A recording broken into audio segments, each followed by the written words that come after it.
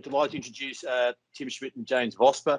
Tim and I had a great chat yesterday about the industrial hemp industry. I haven't had the pleasure of speaking to James yet, but I believe they're going to just both take 2.5, 3 minutes each just to run through a couple of the key points on the industry. Tim's been growing hemp for 10 years down in Tasmania. I guess a real sort of pioneer in the space, and has helped really sort of drive the growth of this marketplace here in Australia. James, looking forward really much to hearing from you too, mate, shortly. So Tim, do you want to kick off proceedings and then we'll pass over to James? Yeah, no worries. Excellent, thank you. Okay, I'll just kick straight off. First of all, the definition of hemp is low THC cannabis. In Australia, it's defined as less than 1%, as opposed to high THC cannabis, which we term as marijuana. There's huge global huge global markets emerging for industrial hemp, and we're in a very good spot to be able to address those. The development of this RD&E plan with the assistance of AgriFutures is a real leg up for the industry, and it helps create clarity in what the priorities need to be.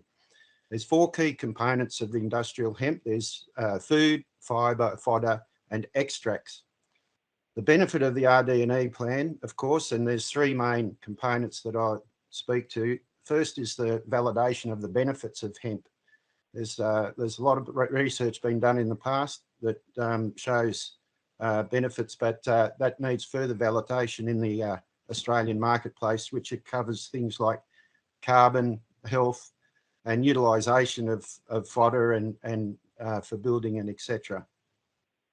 The second most important thing is the enhancement of global competitiveness for Australia, where the plan focuses on production efficiency, technical development and extension to help producers become more efficient and competitive at a global level. There's been 70 years of research that hasn't happened, and we're in a good position to be able to take up that challenge. The third component is to help open the industry up to the community through developing a proper understanding of policy and legislation to make it clear to see what the way forward is for the industry, to help make it more accessible for investment. And then that's me done. My microphone.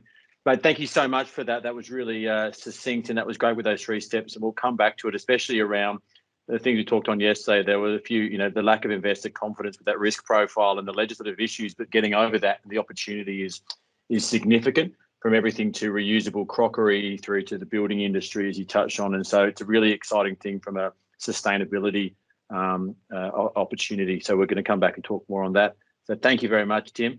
James, I'd love to open up to you, mate, to have a discussion from your end. Can you hear me? Yes, we can.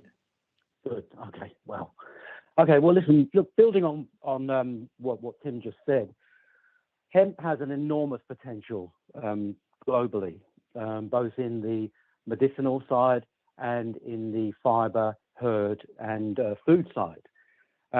One thing I would say that the RD&E has highlighted is the fact that we kind of knew this anyway, that we are highly regulated. Now, every industry likes to think of themselves as being unique, but I think one thing we have which is unique is that we are the most regulated industry there is.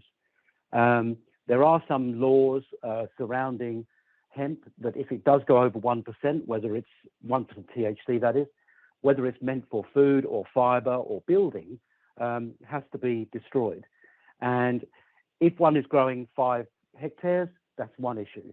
If you're growing 5,000 hectares, that's another issue. So, I agree with Tim. We need more confidence from investors to come into this industry, and with the idea that they will not be hampered by the legislation. There's also quite restricted legislation on the amount of THC or total cannabinoids that can be in food, and that has some implications for some studies which are being done into hemp as fodder for cattle and for other ruminants. So there are some issues there, but we're talking about the difference between 55 parts per million, which is the legal limit, and 125 parts per million, which again is almost nothing. So those are things that we have to work on. I'd like to finish by saying that one of the things that the RD&E thing has raised is the fact that hemp is the best crop for the environment in terms of sequestering carbon and in terms of improving soils. It absorbs more carbon than any other crop. One factor is four times the carbon absorbed of trees. And trees take 25 years. Hemp matures in 90 to 120 days. You crop it, you turn it into hempcrete or for clothing or whatever, and the carbon is locked away. So that is one thing I'm looking for. I mean, in general, I think I feel good about Australia because Australia has half of the world's certified organic farmland. Look, that's fascinating. The carbon sequestration absorption is an incredible opportunity for the Australian agricultural industry, and this, those sort of figures on that kind of sequestration is fascinating, and the ability for that to be converted into material that capture that carbon. So I think that's another sort of string to the bow for the Australian industrial hemp industry.